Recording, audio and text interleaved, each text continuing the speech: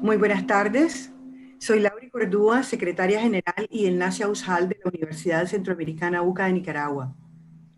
Me da mucho gusto recibirles en esta nueva jornada de Casa Abierta AUSJAL, esta vez con la actividad 2, el ciclo de conferencias que persigue sensibilizar sobre las formas con que las universidades jesuitas de América Latina enfrentamos las preguntas y los problemas socioambientales que vivimos actualmente.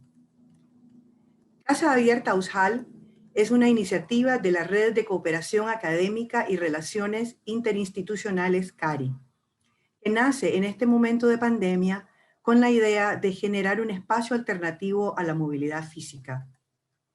La iniciativa Casa Abierta AUSJAL está integrada por 3 actividades: una charla informativa de orientación para la movilidad estudiantil internacional, un ciclo de conferencias con una mirada multidisciplinaria, y un espacio de internacionalización en casa desde la cultura. En fin, es una oportunidad para conocernos mejor y fortalecer los vínculos que nos unen. Esta tarde, un equipo de investigadores del Instituto Interdisciplinario de Ciencias Naturales de la UCA compartirá con nosotros sobre los desequilibrios ecológicos en torno a los ecosistemas de bosques, agua y biodiversidad.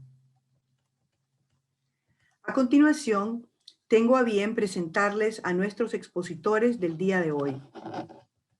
La doctora Catherine Vamen es especialista en calidad y gestión de agua y estudios interdisciplinarios en ciencias naturales. Recibió su doctorado con especialidad en bioquímica, genética y biología de desarrollo de la Universidad de Salzburgo, Austria. Actualmente es directora del Instituto Interdisciplinario de Ciencias Naturales de la UCA. La máster Iris Aldívar es bióloga con una maestría en ecología de paisaje de la Universidad Karl von Ossietzky, Oldenburg, Alemania. Es investigadora del Instituto Interdisciplinario de Ciencias Naturales y coordinadora del Herbario Nacional de la UCA. El máster Marvin Torres es biólogo con una maestría en pedagogía aplicada a la reducción de riesgo de desastre y adaptación al cambio climático de la UCA. Es docente e investigador del Instituto Interdisciplinario de Ciencias Naturales y coordinador de la Estación Biológica Juan Roberto Sarruc de la UCA. La máster Andrea Cornejo es ingeniera industrial con una maestría en gestión ambiental con enfoque en desarrollo sostenible por la Universidad de Queensland, Australia.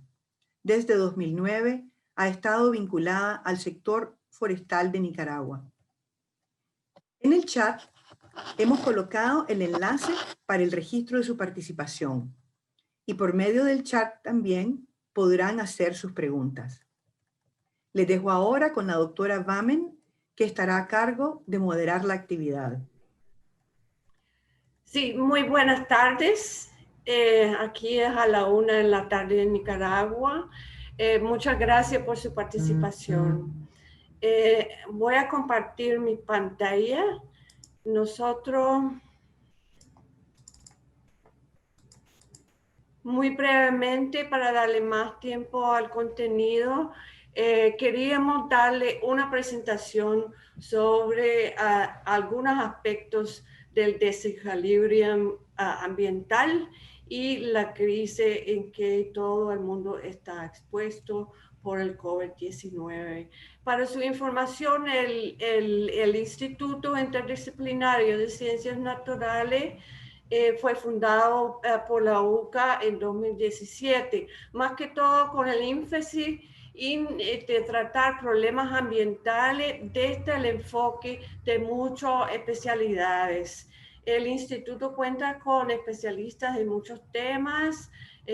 Aquí ustedes lo pueden ver: el manejo de bosque, agricultura, cambio climático, agua, biodiversidad y seguridad alimentaria.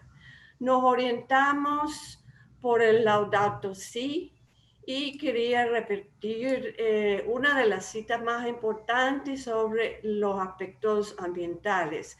Es una cuestión ambiental de carácter complejo, por lo cual su tratamiento exige una mirada integral, integral es la palabra, de todos sus aspectos, y esto requeriría al menos un mayor esfuerzo para financiar diversas líneas de investigación libre y interdisciplinaria. También nos orientamos por la ecología integral, lo que combina y investiga los aspectos ambientales, pero al mismo tiempo el social.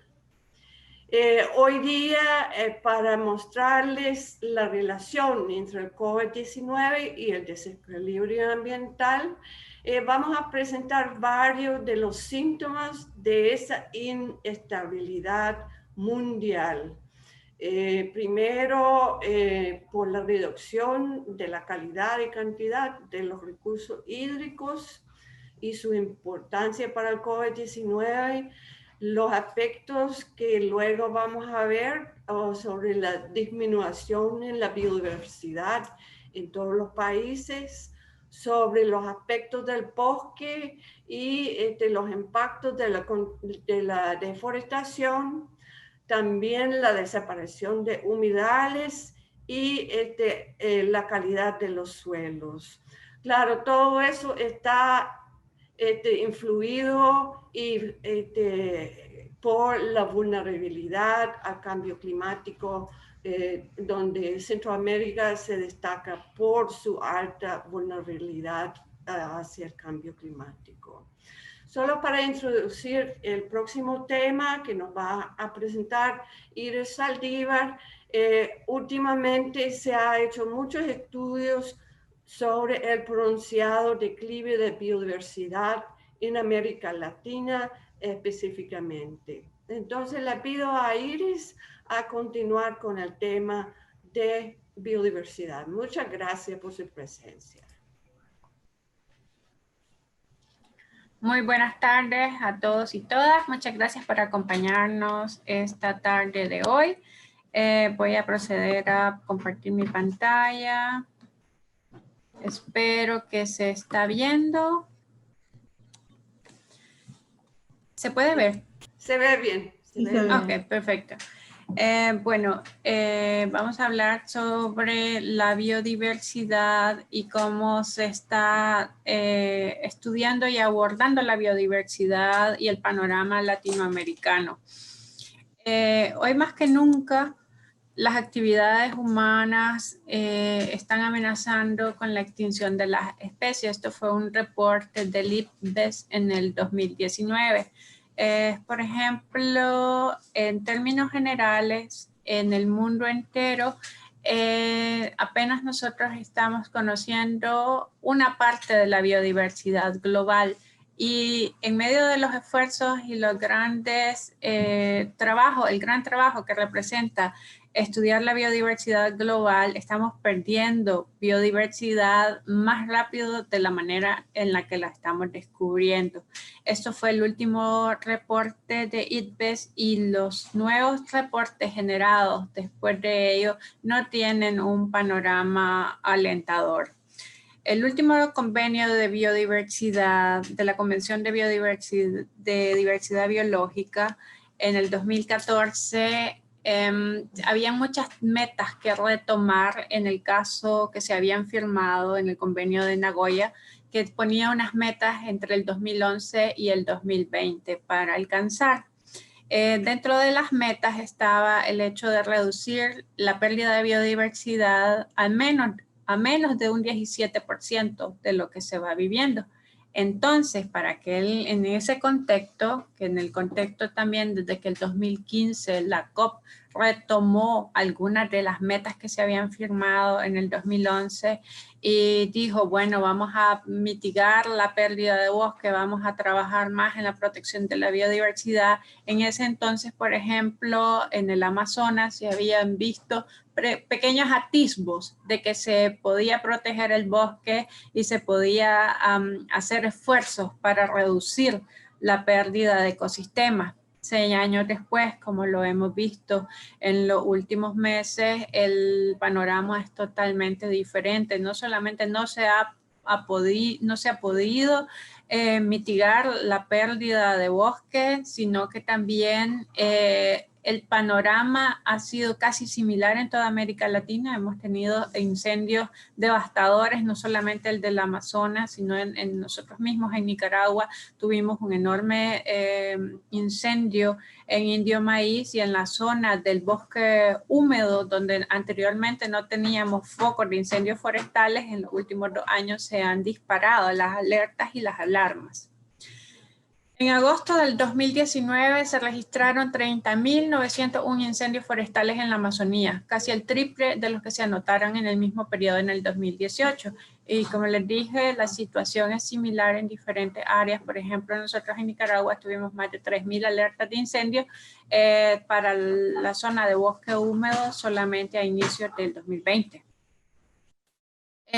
No solamente se han incumplido las metas de biodiversidad que se adoptaron en la Convención del 2011, sino que la revisión de dichas metas también quedó en entredicho, ya que iba a llevarse a cabo una cumbre en el octubre del 2020 y por la pandemia también esta se tuvo que trasladar a una cumbre que se va a dar el próximo año en Kunming, en China, donde se va a hacer revisar realmente cómo podemos profundizar, ahondar esfuerzos y mejorar estrategias para realmente poder cumplir con los compromisos y o ponernos más ambiciosos también en los compromisos que podamos adquirir para el año 2030.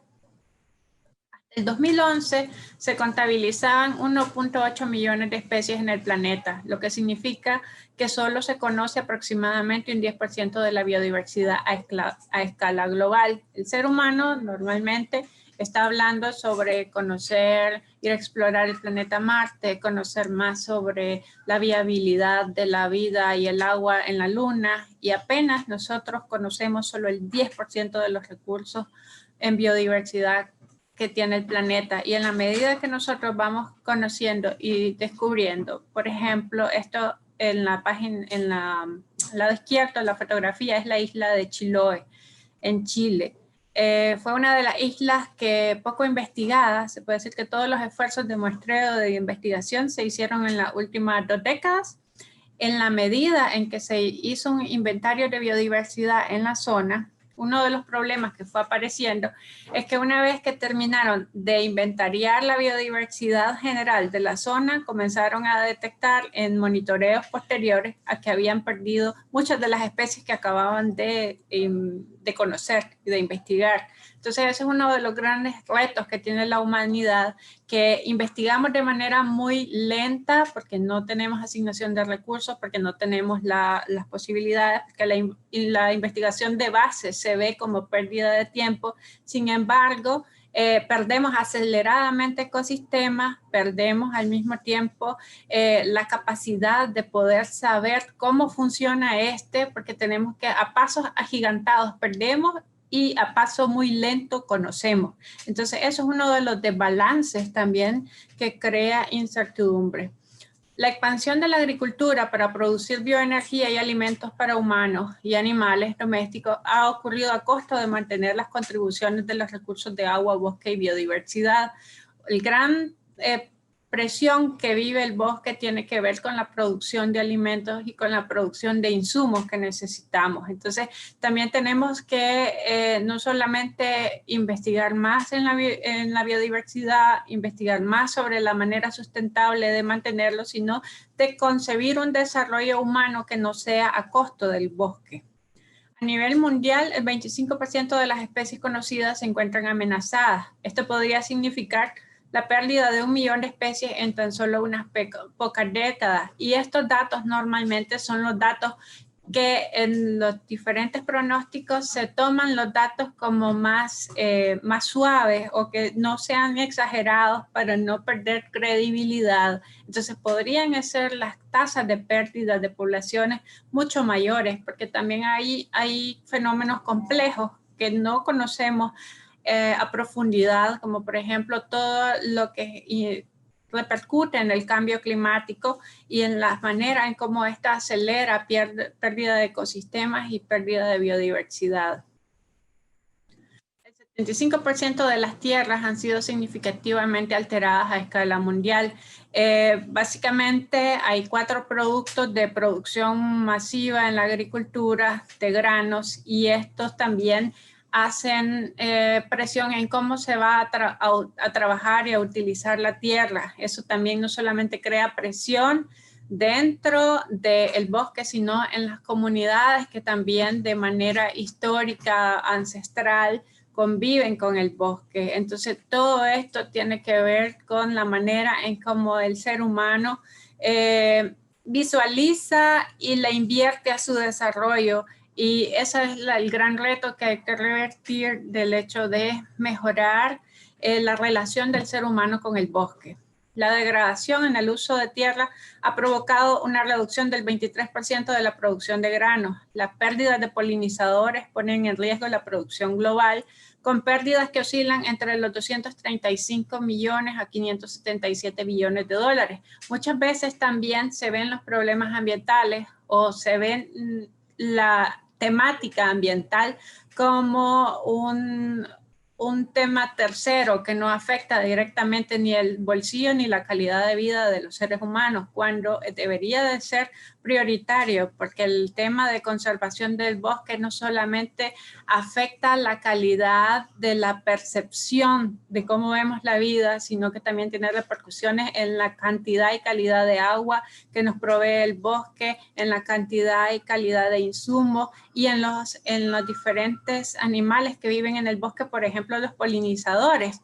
Un bosque sin polinizadores simplemente significa que no va a haber producción de frutas, no va a haber producción de flores, va a ser una muerte masiva no solamente del bosque, sino de todos aquellos que dependen del bosque.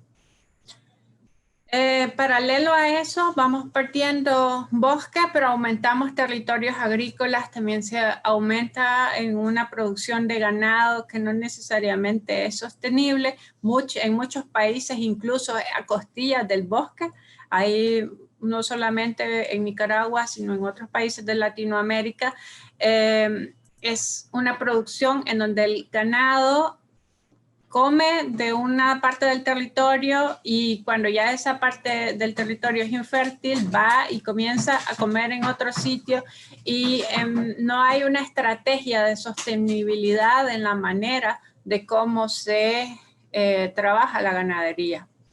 Disminuir la biodiversidad también crea desequilibrios no solamente en el hábitat, sino que también hace que rompamos las barreras de seguridad que existen entre infecciones virales que están muchas veces recluidas en un círculo de cierta fauna. Ha sido documentado en la alteración de los ecosistemas, ya que estimula que los virus encuentren nuevos hospederos. Cuando el ser humano hace presión al bosque e irrumpe en zonas que normalmente son de hábitat silvestre, al mismo tiempo él se está exponiendo a entrar en contacto con una serie de animales que tienen ya en sí, en su microbiota personal, interacciones con diferentes tipos de virus y bacterias. Entonces ellos, al romper esa barrera, quedamos también en primera línea de otro tipo de infecciones que en este momento desconocemos. La sobrepoblación es una de las cosas que hacen presión en el bosque de manera directa o indirecta, porque toda la humanidad necesita insumos y recursos para sobrevivir.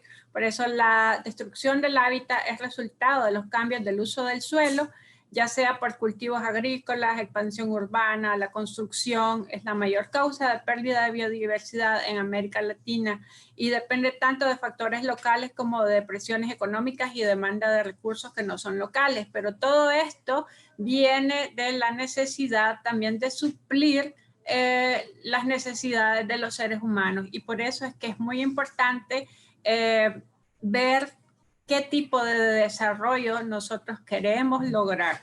Las vías para lograr la visión del 2050 siguen siendo las mismas, detener la pérdida de biodiversidad en conjunto con los objetivos claves de desarrollo humano, limitando el cambio climático a un calentamiento de 2 grados Celsius y combatiendo la desertificación y la degradación de las tierras. Esto es el ideal.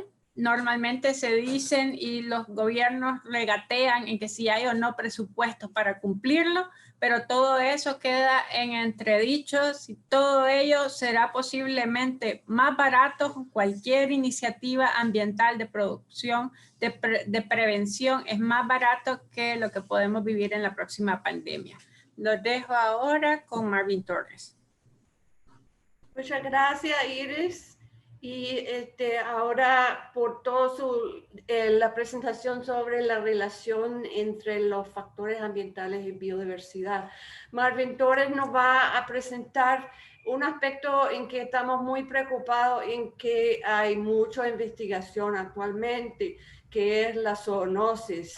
También el tráfico de vida silvestre y relacionado con eso algunas reflexiones sobre la pandemia. Muchas gracias, Marvin. Muchas gracias, doctora. Buenas tardes a todos. Vamos a tratar de hacerlo lo más sencillo posible, ¿verdad? Sin complicarnos mucho la vida. El tema que les traigo hoy se llama...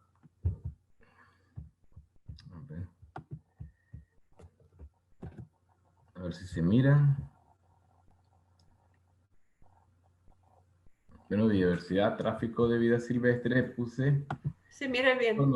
Y reflexiones de la pandemia. ¿Me escuchan bien, verdad? Sí, y se escucha bien. Ok, vamos a empezar. El tema de zoonosis se volvió un tema bastante fuerte este año, ¿no? Para muchos fue la primera vez que se escuchaba esta palabra. Y básicamente nos preocupó mucho porque entendíamos que había un virus zoonótico que estaba comenzando a aparecer.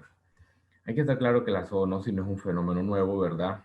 Está en la historia de la humanidad desde hace cientos de miles de años, tanto así que el 60% de todas las enfermedades infecciosas de los seres humanos son zoonóticas. Han habido muchas, en los eventos de la humanidad han habido muchos eventos como la mal llamada gripe española, la peste bubónica, el VIH, entre otras, ¿verdad? Solo por dar una pequeña lista de la gran cantidad de enfermedades, las cuales viven en un animal y después saltan al ser humano.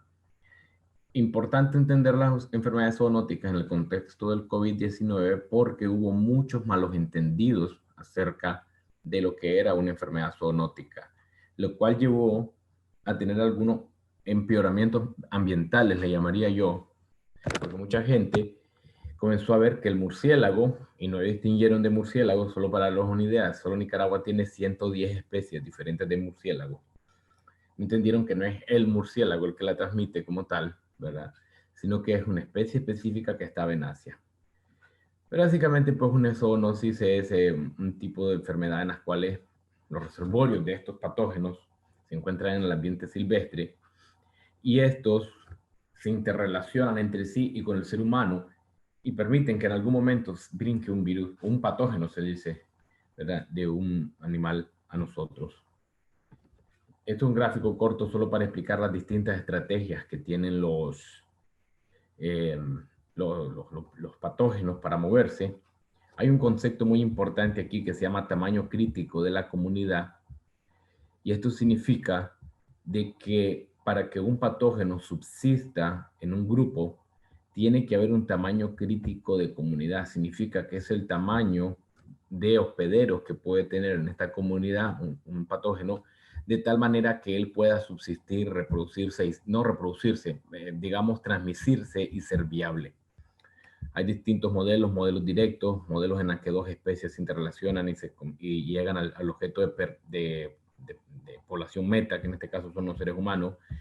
A veces el modelo es mucho más complejo porque hay una población de permanencia y no permanencia interconectadas, ¿verdad? A veces el mismo ser humano está parte del sistema y puede ser parte de todo esto, de tal manera que a veces el patógeno pasa de los animales al humano y del humano a los animales y viceversa hasta que se vuelve una enfermedad. Y así sucesivamente, ¿verdad? Hay que estar claro de que una enfermedad zoonótica se vuelve una preocupación cuando nosotros tenemos, ¿verdad?, que la enfermedad se vuelve permanente en la especie y produce enfermedades a largo plazo. Muchas personas pueden agarrar virus de animales todos los días, o no sé cada cuánto, ¿verdad?, pero muy seguido, pero sin embargo ese virus no es viable, ¿verdad?, o sea, para transmitirse de humano a humano, que es el modelo como la posible ruta del SARS, ¿verdad?, donde se decía que el SARS tenía una población reservorio natural que era una especie de murciélago, y un virus de aquí entró a reservorios intermedios, que en este caso eran podían ser el pangolín, animales domésticos, el hombre, etcétera. Y este virus se pudo haber recombinado inclusive con virus ya preexistentes de coronavirus que estaban aquí, o el mismo virus tuvo mutaciones, lo cual le permitió en algún momento entrar al ser humano, y ese que entró al ser humano, ese SARS-CoV-2, fue capaz de transmitirse de un humano a otro. Y ahí es donde empezó el riesgo zoonótico a gran escala, ¿verdad? Porque fue en ese momento que ya fue una preocupación médica. El virus ya podía pasarse de persona a persona. Se desconocía en un inicio cuál era la velocidad y la intensidad de esta propagación, y nos terminamos dando cuenta que la velocidad e intensidad de propagación era altísima, era difícil de manejar. Pero cuando nos dimos cuenta de eso, pasaron muchos meses realmente. No fue en el primer instante que se tuvo una certeza de esto. Y el resultado de eso lo conocimos de manera bastante triste, porque significó que provocó muchas muertes, ¿verdad? La manera que él pudo pasarse de persona a persona. Entonces, no necesariamente un virus pasa de un animal a otro. No fue que del murciélago pasó al humano, ¿verdad? Los modelos aceptados hablan de reservorios intermedios donde hubo un proceso que pudo haber sido recombinación genética o mutaciones, lo cual permitió que en algún punto estos mismos de aquí pudieron haber brincado al murciélago y del murciélago al humano inclusive, ¿verdad? Que son como estos modelos que estábamos viendo aquí, donde a veces el virus regresa al original, al reservorio original antes de estar en el intermedio, y vuelve a brincar, y después brinca finalmente a la especie humana. En el caso del coronavirus no hay mucha certeza. Además que se están encontrando evidencias de que ya había en el 2019 SARS, coronavirus, de este SARS-CoV-2 había incluso en Brasil, en países así. Hay muchas cosas que se están estudiando y que se están aprendiendo, ¿verdad?, a la fecha. Y lo que estamos mostrando aquí nada más es la ruta general. Pero sin embargo el coronavirus nos hizo voltear los ojos hacia un problema más serio, que es el tráfico de especies. Y el tráfico de especies es un problema social, no ambiental. El medio ambiente no tiene ningún problema, el medio ambiente está tranquilo ahí, pero hay un problema social el cual hace que el medio ambiente tenga una degradación. La principal problema del tráfico de especies es la desigualdad económica y social, obviamente, y la falta de empleo. Para que haya tráfico de especies silvestres, tiene que haber alguien con poder adquisitivo y alguien que le venda a esa persona, ¿no? Siempre estamos hablando de la persona que saque el bosque, del que vende, pero nunca hablamos del que compra. Sabemos que muchas especies en peligro de extinción se vuelven souvenirs de lujo y son muy caras además. Pregunten, googleenlo si quieren, cuánto vale un gramo de cuerno de rinoceronte blanco en el mercado asiático, y se van a dar cuenta de que el animalito esté en peligro de extinción o esté sumamente prohibido, no significa que la gente no lo siga comprando. Solo lo compran a mejor precio y se acabó. Hay una escasa regulación del tráfico ilegal internacional en general. El tráfico de especies está adscrito a otros tráficos como el de drogas, armas, órganos humanos, mujeres, etc. Entonces, no es una ruta única y exclusivamente para el tráfico de especies, sino que es eliminar varias rutas al mismo tiempo. Hay una eficiente educación integral en valores en la sociedad, por supuesto, porque debería de ser como los seres humanos deberíamos de ser más cuadrados en esta sociedad de alguna manera y decir, si eso está prohibido no lo hago y se acabó, aunque tenga el dinero. Sin embargo, nuestro cerebro no funciona así. Sabemos que, no estoy diciéndolo que necesariamente sea nuestra audiencia la que hace eso, pero sabemos que la gente sigue comprando cosas que son ilegales. Y lo saben además, que es muy importante, pero no les importa. Si pueden comprarlo, lo compran. Eso es una escasez de valores impresionante. Y los sistemas gubernamentales dictatoriales y postcolonialistas fomentan mucho el tráfico de especies porque sencillamente en el cerebro humano, si ya el sistema es corrupto, si el sistema es fallido, se dice cuando hay un sistema dictatorial o postcolonial, el sistema está fallido, el sistema no funciona, porque sencillamente se obedece a los caprichos de un externo, en este caso el colonialista, o se obedecen los caprichos de la persona que tenés enfrente, que hoy se le ocurrió, porque se levantó de aquella manera, dar tal ley o decir tal cosa. Entonces la población no siente un compromiso con el país ni con su patrimonio. Acordemos que la biodiversidad es el patrimonio del país. Entonces, al no haber ese compromiso, ves como carne vaca básicamente para la venta todos los servicios, y eso incluye la naturaleza. Entonces, todos estos problemas sociales nos llevan a un empobrecimiento, lo cual hace que haya tráfico de especies. Les voy a poner de ejemplo el pangolín, que no necesariamente, ya aclaré, es el responsable del SARS, ¿verdad? Puede estar en los reservorios intermedios. Pero vamos a ver el caso de él como un ejemplo de tráfico de especies, ¿verdad? Y podemos ver que, por ejemplo, en el caso de él, el pangolín está mejor distribuido en lo que es la franja tropical asiático-africana, ¿no? Que es la región pantropical que le llaman. No pantropical, perdón, paleotropical. Entonces, el animalito vamos a ver cómo funciona su tráfico. Se me paró esto, ¿qué pasó? Ahí está. Miremos cómo funciona el tráfico de los pangolines. Básicamente podemos ver las líneas, ¿verdad? Donde están los reservorios. Podemos ver las flechitas, cómo se mueven hacia los lugares donde el pangolín es transportado para su venta. Y podemos ver que principalmente se mueve de África a Asia. Ahí podemos ver que Asia es un receptor, e incluso Europa. Y se puede mover a Europa, se mueve a Asia, y de ahí esos lugares están sirviendo tanto como receptores del tráfico como, digamos, revendedores del producto. Se ha identificado en el pangolín 159 rutas y emergen aproximadamente 27 nuevas rutas cada mes, cada año. Ahí podemos ver entonces cómo es un fenómeno grande, y el pangolín solo ilustra uno de los tráficos. Todos los tráficos se parecen, no crean que no. Entonces ahí podemos ver cómo esto, lo hablado anteriormente, significa que se mueve del cordón de la pobreza, que es este cordoncito que está aquí, que es el cordón tropical, el cordón del subdesarrollo. Si ustedes van al mapa de desarrollo humano, van a ver que estas son las zonas que tienen menos desarrollo, se mueven hacia arriba. Y ahí es donde hay receptividad económica para la compra de estos, ¿verdad? Y funciona para todas las especies por igual, ¿verdad? En el caso de Nicaragua, uno de los principales problemas tenemos con esta lora, la lora nuca amarilla. Y nosotros sabemos que normalmente a partir de Chinandega que sale el tráfico para arriba. En el caso nosotros le llamamos Triángulo del Norte a esto, porque hay muchos decomisos en la región de Chinandega, que es donde está el círculo, de animales como estos que van para el norte. Y aquí podemos ver, este fue un decomiso en Chinandega de este año, y podemos ver la cantidad de cetáceos, las condiciones en las que viajan los animales, etcétera, que no necesariamente son buenas, porque hacen que haya algo como lo que hay en los mercados de especies vivas, donde se cree que el coronavirus emergió, que es hacinamiento. Se mezclan diferentes especies, diferentes productos vivos, o productos, o lo que quedó de productos vivos, y se puede ver de que realmente todos ellos están en mucho contacto, lo cual hace que estos reservorios, que pueden ser intermedios, tengan más contacto entre sí y aumenten lo que se llama probabilidad de emergencia o probabilidad de recombinación de los patógenos al estar en esos lugares, ¿verdad? Porque hay más un proceso estocástico, matemático, básicamente de interacciones de uno con otro o de entre los mismos individuos.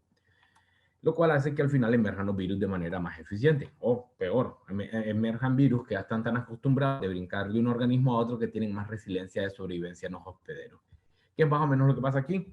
Vos puedes tener distintos tipos de animales que son hospederos, reservorios origen o reservorios intermedios, cada quien con su carga patógena única, diferente, pero al estar todos hacinados en un mismo lugar y al tener contacto entre ellos, las interacciones comienzan a magnificarse. Y ahí es donde es impredecible decir si un patógeno va a emerger ahorita, o cuánto, o de qué manera va a emerger. De alguna manera, esta es una preocupación que vino del primer SARS en el año 2002, cuando el primer SARS salió en Asia. Y por eso hubo aquella famosa charla que decían que Bill Gates fue el que había pagado para hacer el coronavirus, ¿verdad? Porque como ellos tenían años de estar advirtiendo que había una gran probabilidad de emergencia de un nuevo coronavirus debido a las interacciones. Alguien diría, ¿por qué coronavirus? ¿Cómo sabía él? Bueno, por la cantidad de virus identificados como coronavirus están presentes en las especies reservorios, tanto reservorio origen como reservorio intermedio. Y la susceptibilidad, además, que es muy importante decirlo, que tenemos los seres humanos para adquirir un coronavirus, porque nosotros tenemos coronavirus de manera natural. Creo que son 6 los tipos de Marvin, coronavirus disculpa, 2 minutos. al humano. Entonces eso hace de que haya más probabilidades de que un coronavirus sea que salte de los reservorios hacia el humano. Bueno, y con esto acabo. Yo creo que ahí terminé.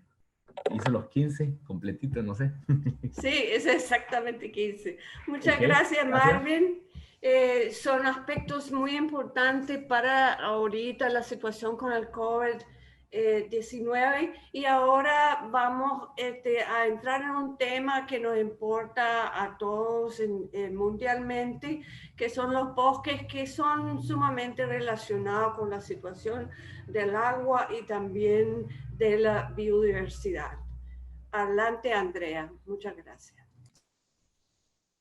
Gracias, doctora. Voy a comenzar a compartir pantalla.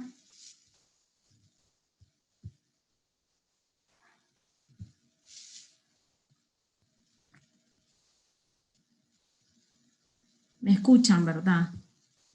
Muy bien, muy bien. Y se vea también. Ok.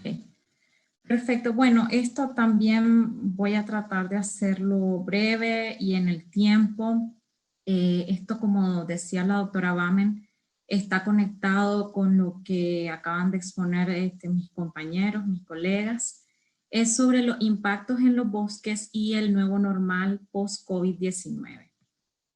Entonces, mis compañeros han hablado un poco ya sobre el desequilibrio ambiental y esta pandemia del COVID. Entonces, la relación que existe entre la destrucción y la degradación de los ecosistemas y la aparición de un virus como el que hemos llamado COVID-19, así como otros virus que afectan a las poblaciones humanas, está ampliamente soportada por la ciencia, aunque aún se sigue estudiando pues, en el caso de este último virus. Entonces, al inicio de la pandemia, la aparición de este virus se vio positivo, de una forma positiva para el ambiente. ¿Por qué? Porque se empezó a ver la reducción de las emisiones urbanas, menos contaminación en el aire de las ciudades, se empezó a ver un resurgimiento de la naturaleza, principalmente en las ciudades, pero hay que tomar en cuenta que esto solo fue una parte de la imagen que nos trajo el COVID y que estos, digamos, beneficios son temporales, estos no van a ser de largo plazo si volvemos a la normalidad que nos llevó al desarrollo y la aparición del COVID-19. Por ejemplo, ya este año, ya hace unos meses, apareció el último reporte que habíamos alcanzado ya la cifra récord de concentración de dióxido de carbono en la atmósfera y llegamos ya a 417 partes por millón. Entonces, esto, por supuesto, la disminución que hemos tenido en algunas emisiones en las ciudades no es suficiente para cambiar ya una tendencia que lleva años en desarrollo, por ejemplo. Entonces, ¿cuáles han sido algunos de los impactos con el COVID que se han visto en los bosques y en la gestión de los mismos? Bueno, primero yo creo que comprender que estos impactos no se dan precisamente por el COVID, pero al ser el COVID una situación, digamos, de pandemia mundial y de tener repercusiones mundiales, viene a desnudar las vulnerabilidades que ya tienen nuestros sistemas de salud, nuestros sistemas de protección del ambiente también. Entonces, una de las primeras es, por supuesto, la crisis económica. La crisis económica que viene con aumento de la pobreza, el desempleo y la migración que se ha dado ahora de las áreas urbanas hacia las áreas rurales, significan definitivamente mayor presión sobre los bosques y sobre sus recursos, que son, al fin y al cabo, fuentes inmediatas para combatir la escasez. Entonces, en Nicaragua, el FUNIDES proyectó que vamos a terminar este año con más de 30% de personas en situación de pobreza, casi un 37%. La CEPAL proyectó casi un 35% a nivel de Latinoamérica de personas que van a terminar en situación de pobreza para este año. Entonces, por supuesto, otro de los impactos han sido las afectaciones a los medios de vida de comunidades locales, de comunidades indígenas y afrodescendientes que dependen en mayor o mayor medida de los servicios y los recursos de sus bosques o de los bosques que están cerca de estas comunidades. Tenemos, por ejemplo, las comunidades forestales del Petén, ya en marzo o abril de este año estaban reportando graves afectaciones a lo que fueron pues los ingresos de estas comunidades que viven de diferentes productos, tanto maderables como no maderables, de los bosques de esta reserva. También la situación de las reservas silvestres privadas en Nicaragua, que ya venía de una forma bastante dura, golpeada a partir del 2018 y 2019, como lo reportó FUNIDES. O, por ejemplo, tenemos también las comunidades resineras que le llaman en Michoacán, México, que son comunidades que viven de la extracción de resina de una forma sostenible y que por los efectos de la pandemia pues tuvieron que dejar esta actividad, dedicarse a otras cosas, y son estas las comunidades que al hacer una actividad económica en estos bosques tienen los recursos y tienen la organización suficiente para protegerlos. Estas son las comunidades que hacen prevención contra incendio y que hacen también monitoreo de plagas, por ejemplo. Entonces, la afectación a los medios de vida de las comunidades es una afectación también que va a impactar en la protección y en la conservación de los bosques. Otra cosa que hemos visto con gran preocupación es que, bueno, el COVID no significó que se detuvo la deforestación en los bosques a nivel mundial, y particularmente pues tampoco en los bosques tropicales de Latinoamérica. Tan pronto como en marzo, ya en Global Forest Watch se reportaba que en 18 países tropicales de Latinoamérica, la deforestación representó un 150% más en relación al periodo de 2017 a 2019. Aquí les voy a mostrar las tendencias de la pérdida de cobertura arbórea en este año, actualizadas hasta agosto para los países de Centroamérica. Entonces, lo que tenemos es que ya estamos alcanzando, o en algunos casos superando, la tasa de pérdida de los últimos 5 años. Entonces, aquí ustedes pueden ver la barra celeste, son las alertas que tenemos en este año hasta agosto, y ojo que han continuado, porque los estamos siguiendo y han continuado las alertas de deforestación, incluso en ahorita estos meses de septiembre, octubre, meses que son ya bajos según el récord histórico que tenemos para nuestro país y para Centroamérica, y sin embargo hemos tenido alertas ya durante estos meses. Entonces les decía que la barra azul es la tasa de pérdida hasta agosto del 2020, y la barra naranja es la tasa de pérdida promedio de los últimos 5 años. Entonces, si ustedes ven, ya cada país, ya Honduras ya la sobrepasó, no ha terminado el año. Nicaragua ya iba a 73%, y bueno, los demás países pues también ya sobrepasaron su tasa promedio de los últimos 5 años, lo que es una situación pues realmente desalentadora y preocupante, pero pues que nos llama todavía más a unificar esfuerzos en seguir protegiendo los bosques. Otro de los impactos que hemos visto ha sido la relajación de los requerimientos legales o ambientales, o bien el aumento de los incentivos para las actividades extractivas o de otro tipo que al final pues vienen a impactar lo que son los bosques.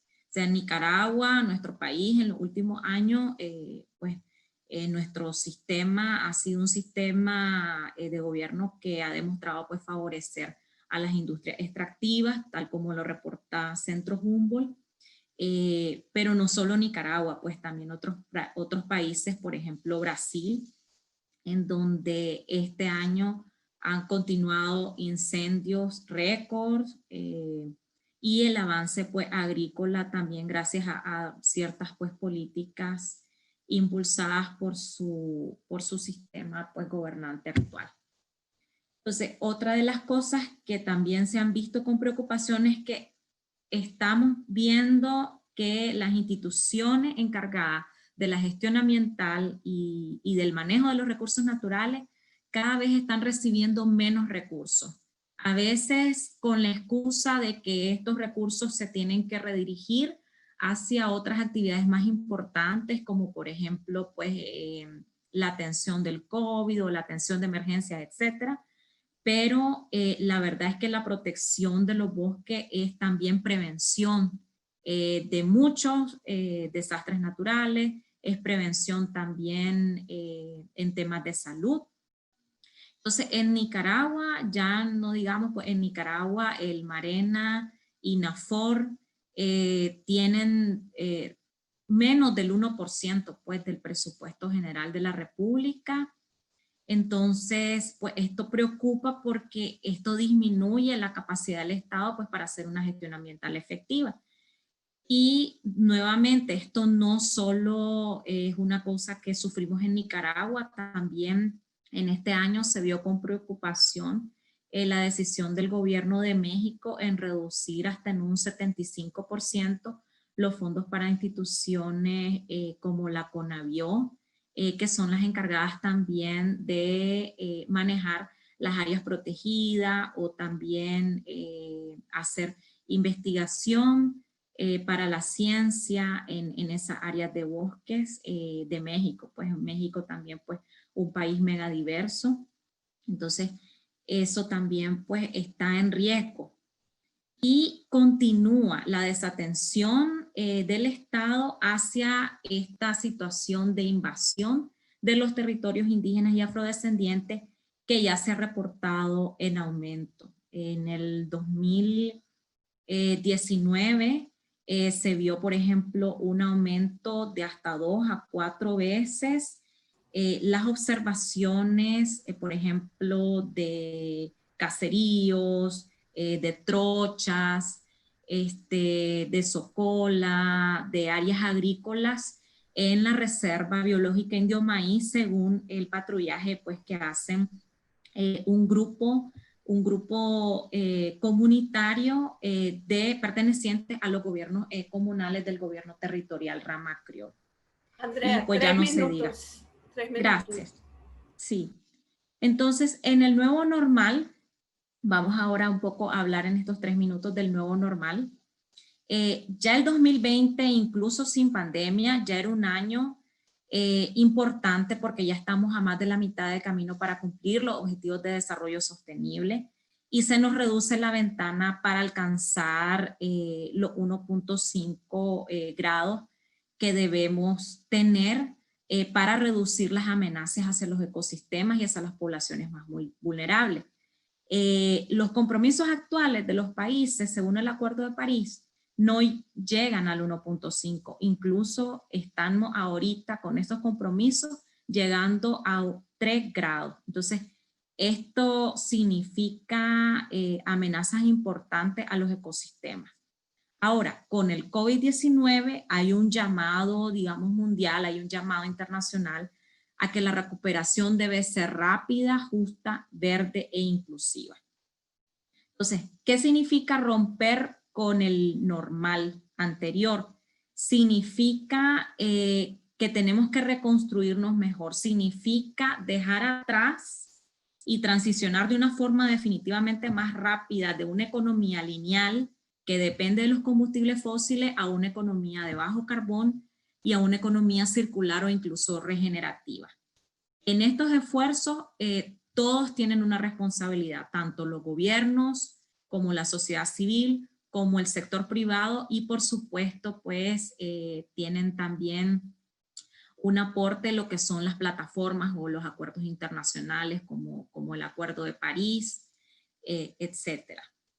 Entonces, hay varias iniciativas y recomendaciones internacionales que llaman a una recuperación sostenible, incluso un poco antes del COVID, por ejemplo, el Green New Deal en Estados Unidos o esta estrategia de recuperación en Europa, etcétera. Aquí lo ven. Entonces, ¿qué es lo que tienen en común estas iniciativas y recomendaciones internacionales? Uno, que reconoce que los bosques son necesarios para el bienestar humano. Dos, promueven la restauración y el manejo de los bosques, porque estos son vistos además como actividades que fomentan el empleo. Y tres, hacen un énfasis en armonizar la conservación y mejorar los medios de vida. Entonces, Nicaragua, en Nicaragua pues somos un país que estamos en una crisis múltiple. O sea, somos un país altamente vulnerable al cambio climático, pero además de esto, pues estamos insertados en una crisis sociopolítica desde abril 2018 y estamos enfrentando una recesión económica agravada por los efectos de la pandemia. Entonces, el nuevo normal para Nicaragua, ¿cuáles son algunas de las reflexiones o recomendaciones? Definitivamente apostar por medidas de conservación que tengan cobeneficios sociales y económicos. Esto implica protección efectiva, manejo sostenible acompañado de restauración y elevar nuestro compromiso en acción climática hacia la cero deforestación. También retomar con urgencia lo que es, o iniciar, mejor dicho, porque nunca se ha iniciado, el saneamiento en los territorios indígenas y afrodescendientes, porque no podemos hablar de conservación de los bosques si estamos permitiendo que la invasión en estos territorios continúe a expensas no solo del ambiente, de los bosques, sino también de los derechos humanos de estas comunidades. Y como tercero, apostar por facilitar esa transición de nuestro país, de nuestra agricultura y nuestros sectores productivos hacia una forma de hacerlo sostenible. Es decir, no podemos permitir más crecimiento a costa de los bosques y ecosistemas naturales.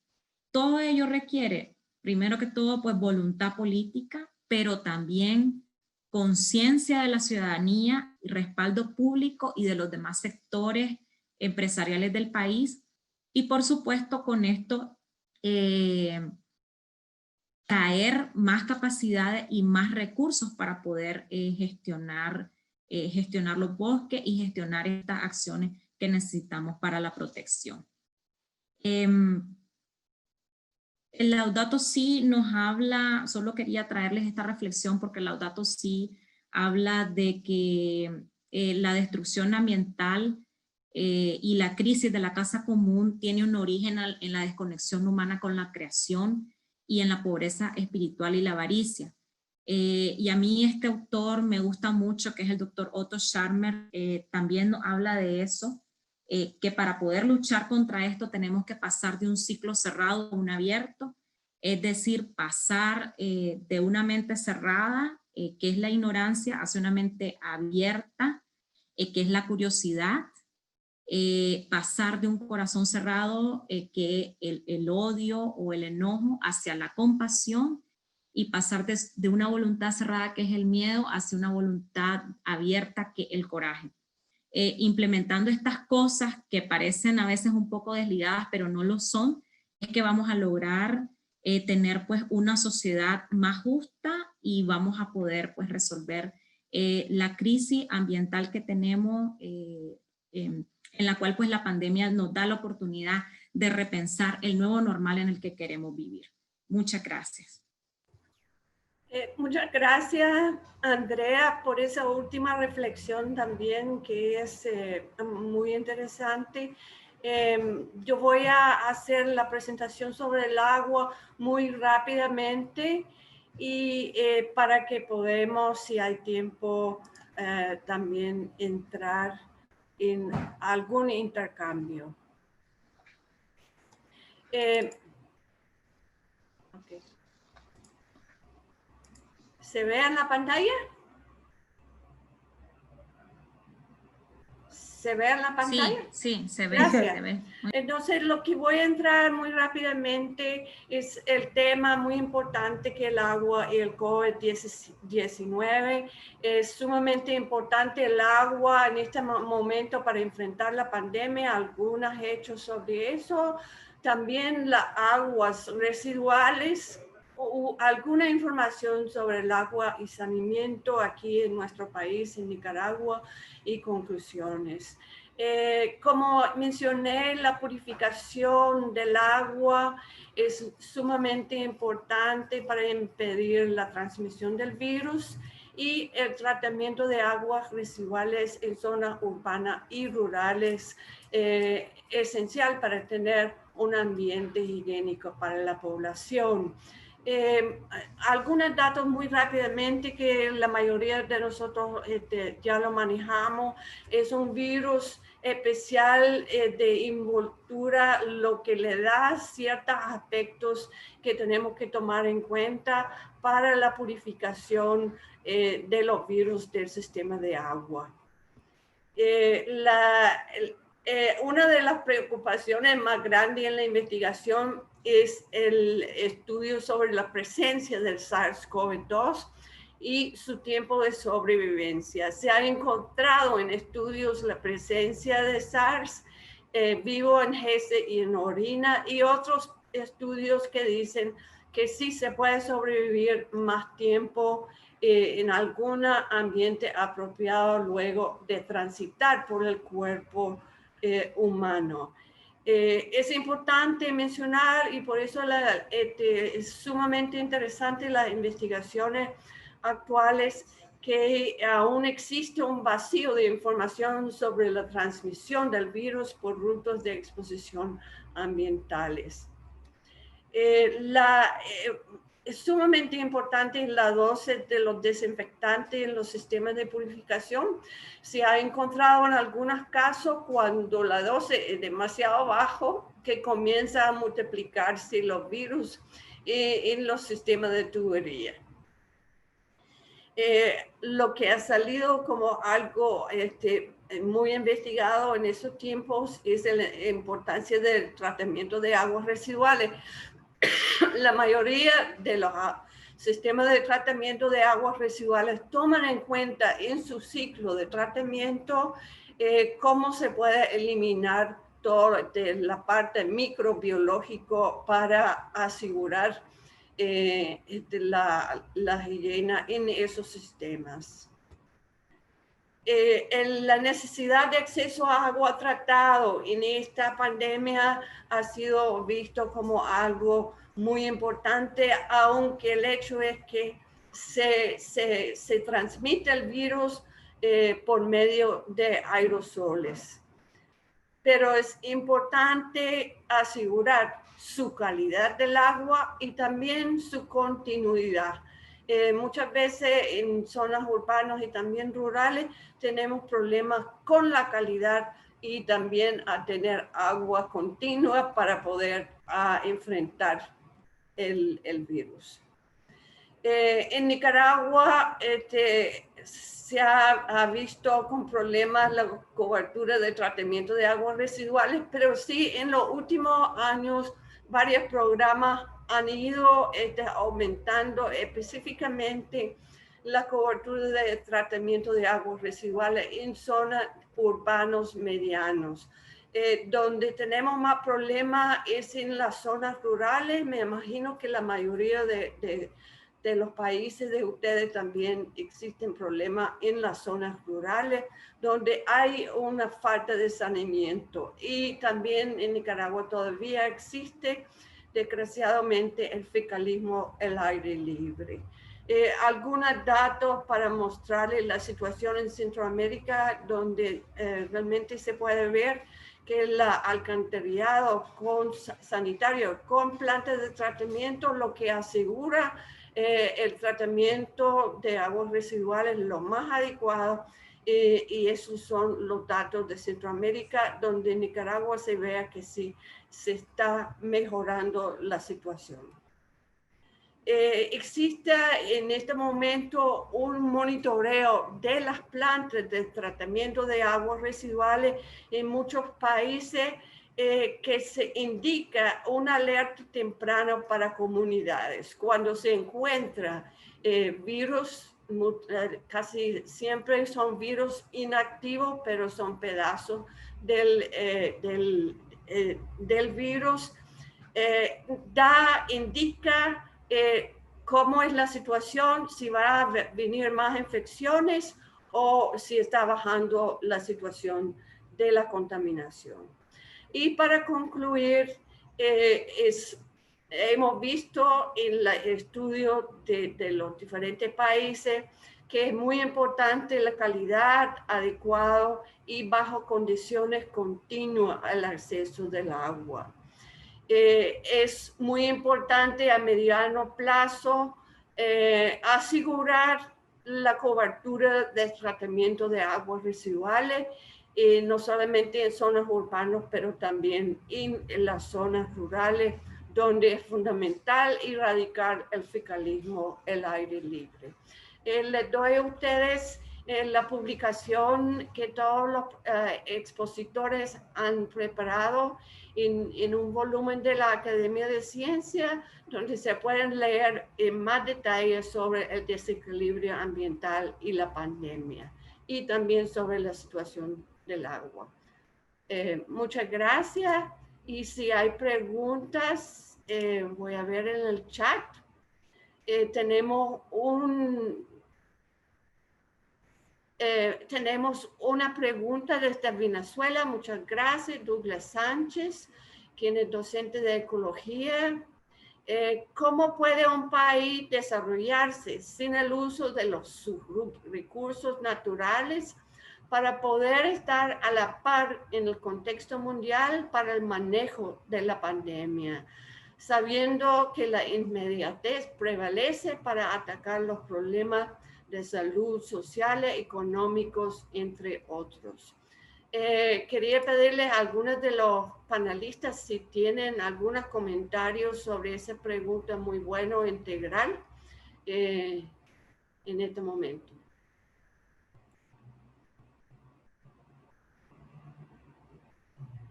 Tal vez Andrea, sí. Sí, gracias Ay, sí, perdón, se me olvida activar la cámara.